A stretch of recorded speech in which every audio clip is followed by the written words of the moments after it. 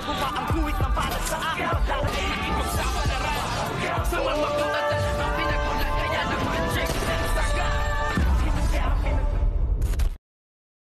Good morning mga kachikas and welcome sa aking munting channel. Nagkaroon nga ng isang matinding tensyon sa pagitan nga nitong si Miguelitong Mayabang at ang ating bidang si Tanggol, kung kaya't dito nga ay nagulat at nabigla ang lahat nang bigla ngang maagaw ni Tanggol ang baril ngang itinutok nitong si Miguelito sa mga kaibigan nito ngang si Tanggol, kung kaya't dito nga ay agad-agad ngang nagsalita itong si Don Julio na itigil na at narito sila upang magsaya, hindi nga ang mag-away-away, at sinabi din nito ngang si Ramon na bitiwan nga ang baril dahil hindi nga nila ito kalaban. Isa siyang anak ni Mayor Guerrero, kung kaya't dito nga ay nakinig naman ng ating bidang si Tanggol at tinanggal nga niya ang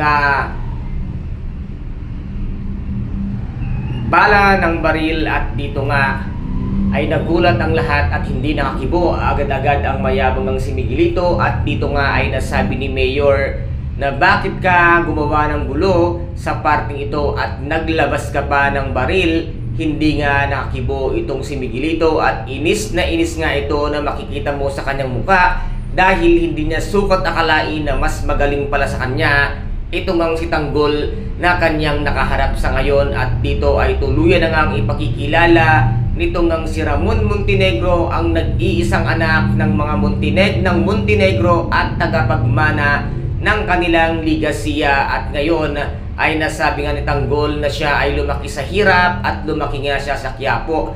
At ngayon ay nakilala niya na ang kanyang pamilya, kung kaya't pagsisikapan niyang mas lumaki ang kanilang negosyo, kung kaya't dito nga ay nagandahan at nagustuhan ng lahat ang kanyang mensahe. Kaya guys, ito po ang ating paka-aabangan sa mga susunod na episode dito nga sa FPJ ang Batang Quiapo. At kung nagustuhan po ninyo ang aking videos for today, paki-subscribe na lamang po ng aking channel, paki-like and share para maging update kayo sa lahat ng gagawin kong videos. Maraming salamat po. Ingat, God bless, and bye-bye!